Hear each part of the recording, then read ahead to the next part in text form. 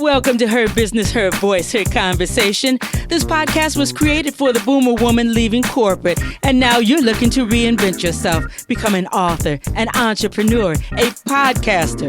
Well, each episode will leave you with clarity. You will come away with the yes, I can and yes, I will reinvent myself mindset. So come on, let's do this. I'm your host, Margo, Lovett.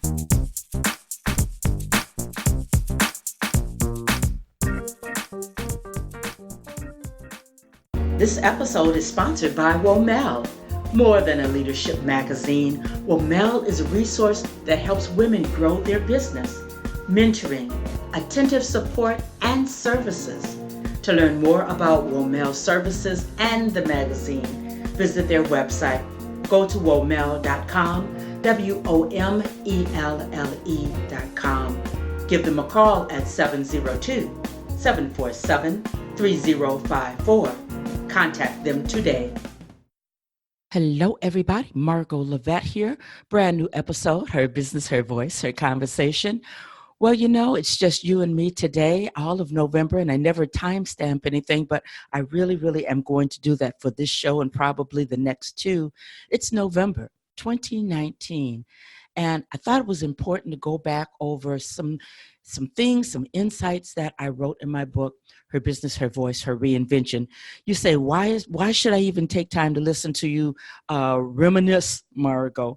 Because what I've learned between the time I wrote this book, which started in 2017, actually published early 2018, what I've learned is that people glean from other people's insights and from their journey, where they've been. That's why we read. That's why we listen to the news. That's why we go and network. That's why we go to listen to the storytellers. That's why we sit down and listen to the elders in our family, because we are curious and we want to glean and we understand the knowledge and the richness that comes from a person who's walked the walk and, as they say, who's talked the talk.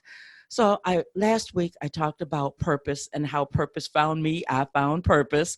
This week I thought I'd go and take a look at checking in with your gut. First of all, listening to it, then checking in with it. And finally, let's round it out to investing in myself. I didn't know how to present this so that it doesn't sound like a lecture, so I'm just going to put it on out there. I'm praying that you see yourself in all of this. But first of all, you have to listen to your gut. My gut told me, no, all of November, you need to go ahead and review those thoughts on reinvention, because there are those that are reinventing themselves, and they're going to need these insights to be a manual, a why, a reflection back during their quiet times. So I'm taking another look at it. That's why checking in with your gut, listening to it, first of all, is first and foremost. It's talking to you. It really is. There was a guest, Kat Coley, and her interview, our conversation, is a part of my very first book. She told me that in our stomach, behind our stomach, there are glands that actually are connected to our intuition. And I thought that was quite fascinating. So I did a little research, and there's a lot out there on psychology and the body and intuition and the brain and intuition. But something that I really found that coincided with what Kat told me was that their intuition, it connects all of the nerve cells in your body. That's why you get butterflies in your stomach. That's why you get a tingling all over. That's why you get a gnawing, and I'm adding this part because this is what I know. I'm speaking my truth right now. You get, when you're listening to your gut, it's speaking. It's just like your purpose. It's speaking, and it's ready to guide you because it is operating out of past experiences and knowledge that you have. And it's shaping, it's already paving the way for you if you'll only listen. So after I quit corporate, I had to really pay a year went by, I had to really pay attention to what my gut was saying. And it was leading me back to what I really loved was podcasting. It was leading me back to something that I had up on the shelf for over a year. It was leading me back with the understanding that maybe you've been gone for a long time, but you know what? Now is a brand new day. There's people waiting to hear from you and your guests. Get this thing started. Don't get paralyzed in the analysis of how this is going to work. You just get started. Change your mind and just say yes. I felt my gut saying, just say yes. Will you just say yes? And then we'll start to work out the rest. We can hash out the details. All right. So today, get quiet. Do not stifle what your gut is yelling to you. I can imagine that there are a lot of people out there. You have books up in your closet. They up there in a shoebox somewhere. Hello, somebody. They're stuffed away in the garage. They're stuffed away in your heart. You haven't taken time to put pen to paper to even dictate that manuscript, that transcript out. But your gut is still telling you it's time. Your gut is still saying, change your mind, let's do this. Your purpose is standing, waiting, saying, I'll work with you to work this all out, to pave the way. If you combine purpose with what your gut is saying, and I'm telling you what I know. This is exactly how it unfolded for me. And the checking of the gut was so loud until I did change my mind. And I said, okay, let's do this. And I'm all in. But mind you, at that time, everything in my life was not calm, and there were quite a few things that were still topsy-turvy. I was, my health was getting better, but my mom's health was taking a change. I still had my physical health was getting better and my mental health was getting better, but I still had some things to work through so that further down the road, when I really say yes and we get started on this, then I won't sabotage myself and abort myself on every hand. So one day I was telling my therapist about my knowing, my checking in with my gut. And she said, yeah, it's time. Do it if you want to. Do it. Go for it. Go for it. She said, it's not like you're new to podcasting. Do it. You're ready. So I chewed on that for a while, and then, yeah, I did say yes. And chewing on it for a while does not mean I chewed on it for years and years. It was just a couple of weeks because I knew that it was time. To what level, I wasn't sure. I thought jump all in, head until turning this thing from a passion to a business. That's exactly what I wanted to do. When hindsight tells me I should have just came back into it with the passion, looking at, I'm going to get this back on the road and get my feet wet, have fun with it. And then the mindset and the strength to carry it out into it becoming a business will be there. So after I said yes, I went out, and this is where the invest in yourself comes in. I went out and I hired a very expensive coach, very expensive. Oh, I'm all set. I went to the 2-day seminar, and you know how you're pumped up and you're rah, rah, rah, and man, I can do this. I'm feeling this. I'm all set. And when the person gave me a call and I was ready to go ahead and stroke the check, which is what I did, and we were ready to go, I found out that I really wasn't ready, strong enough to do the work. The confidence that I had wasn't really up to the job. So I'll tell anybody listening to knowing your purpose, your passion, checking in with your gut, when you move into investing in yourself, make sure that you're ready to do the work with the person that you're signing on with. Because if you're anything like me, you're all in, and whatever cost that is, you're willing to do it because you know that you got to make up for lost time. You know that you don't know what you don't know, and you're willing to get up to speed. That's what all in looks like to me. So I would never say that they took my money. They were charlatans. They cheated me. No, I just wasn't ready for the work. So I didn't go back to game show hopping. I just kind of, kept looking at what I had to do. And fell behind working with that strategist because there was a time limit on working with them. And after that time was gone and I was so far behind, I wasn't really discouraged because they gave me they fed the knowing that, okay, you lost that money, you just weren't ready. So now do what's going to get you ready. And that was what I did. That's exactly what I did. I paired up what they taught me as far as laying the business structure down and sales and all that. I put that together with you can do this and continued working with the therapist. And we hashed some more things out concerning self-confidence. So let's get to the real juicy part of this thing of investing in myself. Comes time again to invest in me. I'm all in. Let's get this podcast off the road. I go all the way to Prince George's County. I hear a gentleman speak, and he's talking about podcasting. He's talking about how he has built his podcast around speaking with Black millionaires. Fascinating.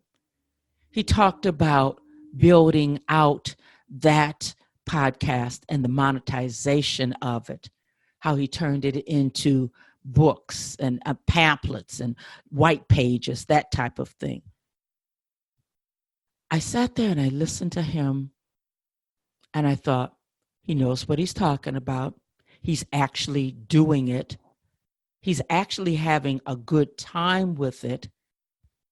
And I'd like to work with him. So at the end of the presentation, of course, everyone comes with their price points. Again, another very hefty price point. And I really wasn't ready to invest in myself, but I wasn't ready to invest that kind of money. So I go home and it's been about a month. And again, it comes back to me. Check with him. Let me tell you, no hard sell coming from him. I hadn't even received a follow-up email. I guess he already knew that girl's gut. That girl is going to give me a call. If she does, cool. If she doesn't, then I'm not the one to work with her. And I'll always believe that it went down that way because a hard sell would have turned me off. I already know that. So I reach out to him, send him an email, He reaches back to me the next day. He's up right on it. Next thing I know, we are on a conference call. We are on a discovery call. And we vet each other. He's vetting me to make sure I'm a good fit, that I'm really ready and up for this. Are you really ready? Because you don't have time and I don't have time to waste concerning getting this project off the ground. So we speak for off and on for about a month. And then, yes, I'm ready to go. I'll pay that fee. Let's do it. And I did. Let me tell you, we worked together for 2 years. Ended up launching, ended up writing Her Business, Her Voice, Her Reinvention, co-authored another delightful book with a group of ladies from DC, something about the DC area. I feel roots there. I feel a connection.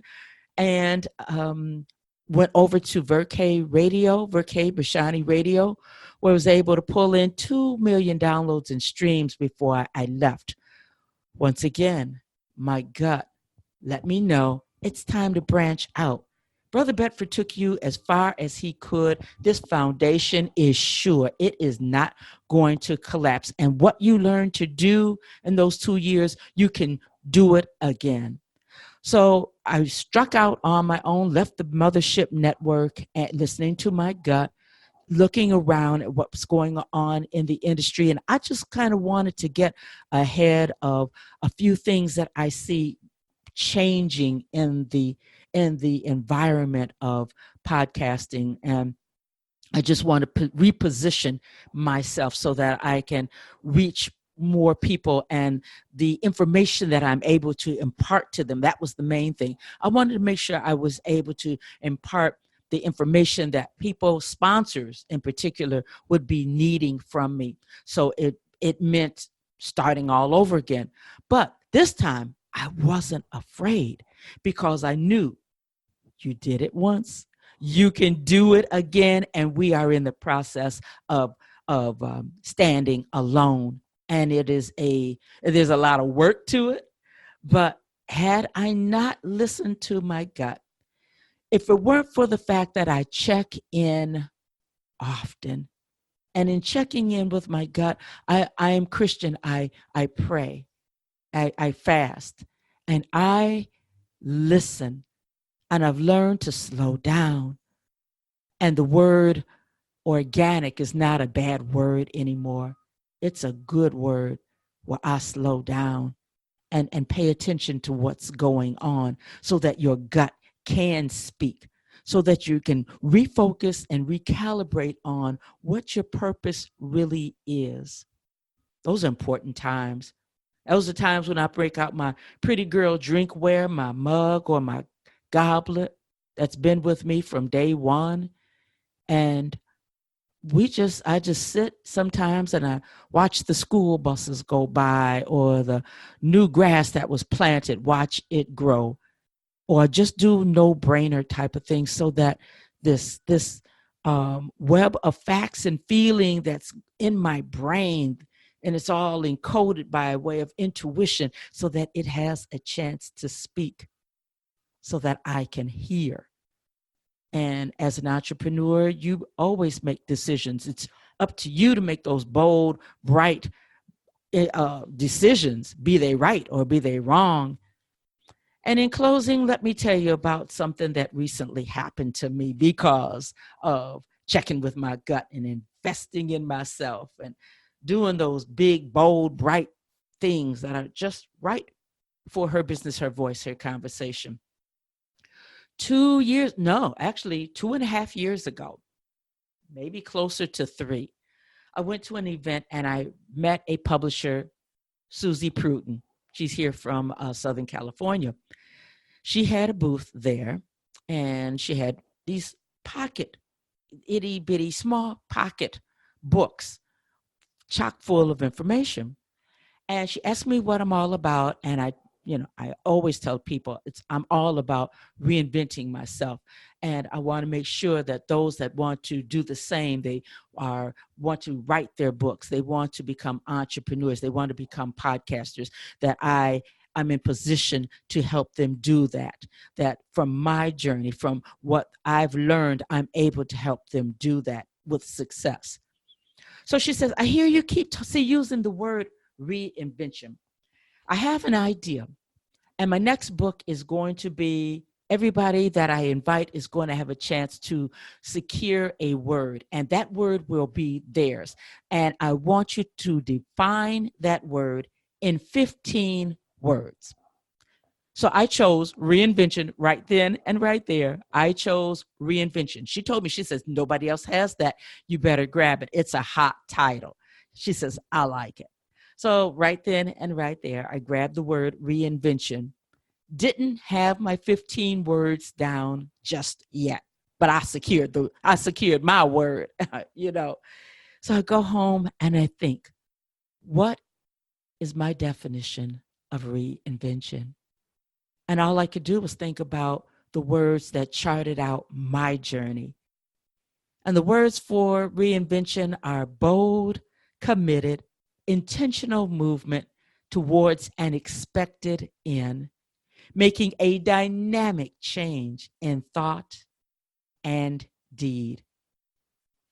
That's my 15-word definition of reinvention. It took 2 years, but that book was published. I think there's 800 of us in that book. I don't know. It's over on Amazon and it's only in Kindle form. We're going to get hard copies, I think the first of the year, something like that. I can't wait. I, of course, received a copy because I was interested to find out what reinvention looked like in print, my word looked like in print. I was interested to find out what other people were saying and doing.